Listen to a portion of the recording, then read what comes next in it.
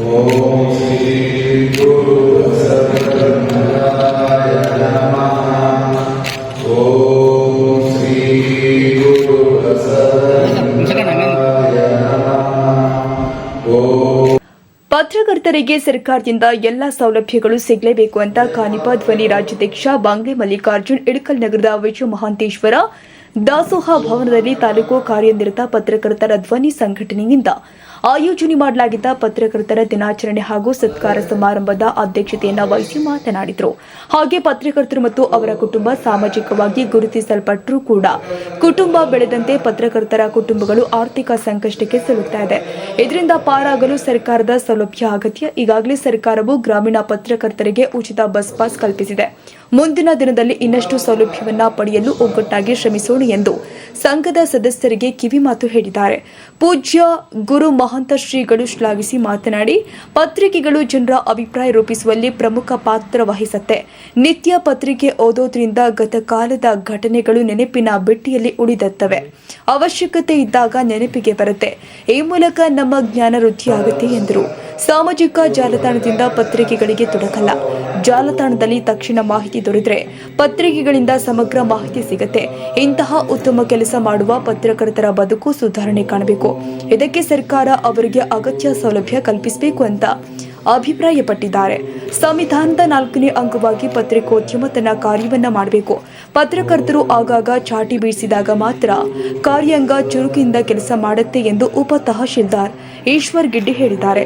ಹಿರಿಯ ವರದಿಗಾರರು ಆದ ಬಿ ಬಾಬು, ಸಜ್ಜನ್ ರಾಜ್ ಮೆಹ್ತಾ, ಪತ್ರಿಕಾ ವಿತರಕರು ಆದ ಅಬ್ದುಲ್ ಸಾಬ್ ಮುಲ್ಲಾ, ಓದುಗರು ಆದ ಗಂಗಪ್ಪ ಮಾನಪ್ಪ ಬಡಿಗೇರ್, ಪ್ರಕಾಶ್ ಲೋಖಂಡೆ ಅವರನ್ನ ಸತ್ಕರಿಸಲಾಗಿದೆ. ವಿದ್ಯಾರ್ಥಿಗಳಿಗೆ ಯುವಕರಿಗೆ ನಾವು ಯುವಕರಿಗೆ ಈ ಮಾಧ್ಯಮಗಳ ಮೊಬೈಲ್ ಮಾಧ್ಯಮ ಮತ್ತು ಹಾಳವನ್ನು ಪರಿಗಣಿಸಬೇಕು.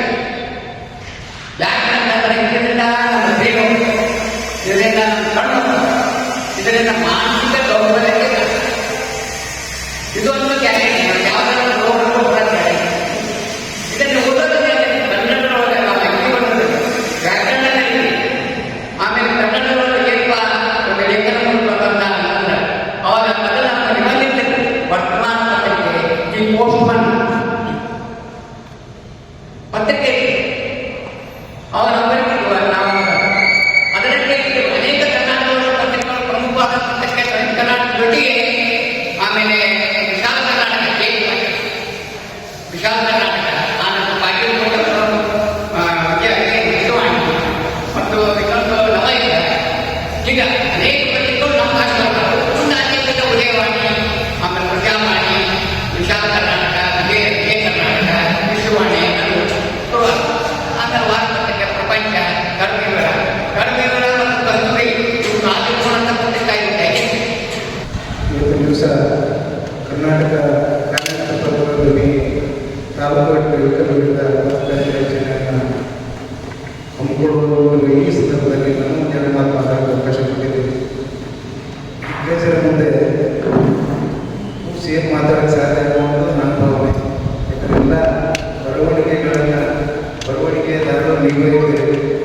ಇಲ್ಲಿ ಹೇಳ್ಬೇಕಾದಷ್ಟೇ, ಈ ಒಂದು ವ್ಯವಸ್ಥೆಯಲ್ಲಿ 3 ಅಂಗಗಳು ಪ್ರಮುಖ ಅಂಗಗಳು: ಕಾರ್ಯಾಂಗ, ನ್ಯಾಯಾಂಗ, ಶಾಸಕಾಂಗ. ಈ 3 ಅಂಗಗಳು ಕಾರ್ಯ ಸುಲಲಿತವಾಗಿ ಕಾರ್ಯನಿರ್ವಹಿಸ್ತಾ ಇದ್ದರೆ ಅಥವಾ ಆರೋಗ್ಯಕರವಾಗಿ ಕಾರ್ಯನಿರ್ವಹಿಸ್ತಾ ಇದ್ದರೆ ಸಮಾಜದಲ್ಲಿ ಮತ್ತು ಜನರಿಗೆ ಒಳ್ಳೆಯ ಒಂದು ಸೌಲಭ್ಯವನ್ನು ಮತ್ತು ಅವರಿಗೆ ಒಳ್ಳೆಯ ನ್ಯಾಯವನ್ನು ಒದಗಿಸಲಿಕ್ಕೆ ಸಾಧ್ಯ. ಈ 3 ಅಂಗಗಳು ಕಾರ್ಯತತ್ಪರತೆಯಿಂದ ಪರಿಣಾಮಕಾರಿ ಕಾರ್ಯನಿರ್ವಹಿಸಬೇಕಾದ್ರೆ 4ನೇ ಅಂಗ ಅಂದರೆ ಪತ್ರಕಾರಿಕ. ಇದು ಈ 3 ಅಂಗಗಳನ್ನು ಸತತವಾಗಿ ಚಾಟಿ ಬೀಸಿಕೊಳ್ತಾ ಇರಬೇಕಾಗುತ್ತೆ. ಅದನ್ನು ಹೆಚ್ಚಿಸಿಕೊಳ್ತಾ ಇದ್ದಾಗ ಮಾತ್ರ ಈ 3 ಅಂಗಗಳು ತಮ್ಮ ಕಾರ್ಯದಲ್ಲಿ ಪರಿಣಾಮಕಾರಿ ಕಾರ್ಯನಿರ್ವಹಿಸಲು ಸಾಧ್ಯ ಅನ್ನೋದು ಅಂತ ಹೇಳ್ತಾ, ಮತ್ತು ಈ ಕಾರ್ಯಕ್ರಮದಲ್ಲಿ ನನಗೆ ಮಾತಾಡೋಕ್ಕೆ ಅವಕಾಶ ಕೊಟ್ಟಂತ ಪೂಜ್ಯರಿಗೂ ತಮ್ಮೆಲ್ಲರಿಗೂ ಮಾತನಾಡ್ತಾರೆ. ಪತ್ರಿಕಾ ಬಳಗದ ಕ್ರಿಯಾಶೀಲ ರಾಜ್ಯಾಧ್ಯಕ್ಷರಾದಂಥ ಶ್ರೀಯುತ ಬಾಂಗ್ಲೆ ಮಲ್ಲಿಕಾರ್ಜುನ್ ಸಾಹೇಬರಿಗೆ ಮತ್ತು ಶಾಂತಿ ಎಲ್ಲ ಪತ್ರಿಕಾ ವರದಿಗಾರರಿಗೆ, ಪೂಜ್ಯ ತಾಯಿಗಳಿಗೆ, ಹಿರಿಯರಿಗೆ, ಮಕ್ಕಳಿಗೆ ಇವತ್ತು ನಮ್ಮ ವಿಷಯ ಬರೆಯದವರು ಇಲ್ಲೇ ಈ ಕಾರ್ಯಕ್ರಮ ಮಾಡಬೇಡಿ ಎಂದು ಯಾರು ಬೇಡ ಮಾಡುವುದಿಲ್ಲ ಅನ್ನೋದೇ ಹೇಳಿದೆ.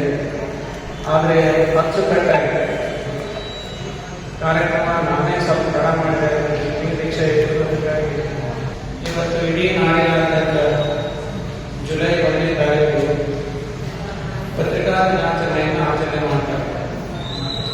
ಮಂಗಳೂರಲ್ಲಿ ಒಂದು ಮಂಗಳೂರು ಸಮಾಚಾರ ಅವತ್ತು ಜುಲೈ 1 ಪ್ರಾರಂಭ. ಅದನ್ನೇ ನಾವೆಲ್ಲ ಪತ್ರಿಕೆಯ ಮೂರು ಅಂತ ಹೇಳಿ ಅವತ್ತೇ ಪತ್ರಿಕಾ ದಿನಾಚರಣೆಯನ್ನೆಲ್ಲ ಮಾಡಿಕೊಂಡಿದ್ದಾರೆ. ಅವತ್ತಿನಿಂದ ನಮ್ಮ ಪತ್ರಿಕಾ ನಗರ ಅದ್ಭುತವಾಗಿ ಬೆಳೆದಿದೆ. ಅವತ್ತು ಒಂದು ಪತ್ರಿಕೆ ಮಂಗಳೂರು ಈಗ ಇಡೀ ಜಗತ್ತಿನಿಂದ ಪತ್ರಿಕೆಯನ್ನು ಪರಿಶುದ್ಧವಾದಂತಹ ಒಂದು ವ್ಯವಸ್ಥೆ ಇದೆ ಮತ್ತು ಜಗತ್ತಿನ ಕನ್ನಡಿ ಅಂತ ಹೇಳೋದು ಪತ್ರಿಕೆ ಅಂದರೆ ಜಗತ್ತಿನ ಕನ್ನಡಿ. ಅದರಲ್ಲಿ ಇತ್ತೀಚೆಗೆ 10 ವರ್ಷಗಳಲ್ಲಿ ಜಗತ್ತಿನ ಯಾವುದೇ ಒಂದು ವಿಶ್ವದಲ್ಲಿ ಜಗತ್ತಿನ ಯಾವುದೇ ಹಳ್ಳಿಯಲ್ಲಿ ಊರಿನಲ್ಲಿ ಇಡೀ ಜಗತ್ತಿನ ಒಂದೇ ಒಂದು ನಿಮಿಷದಲ್ಲಿ ಅಷ್ಟೊಂದು ಪರಿಶುದ್ಧವಾದಂತಹ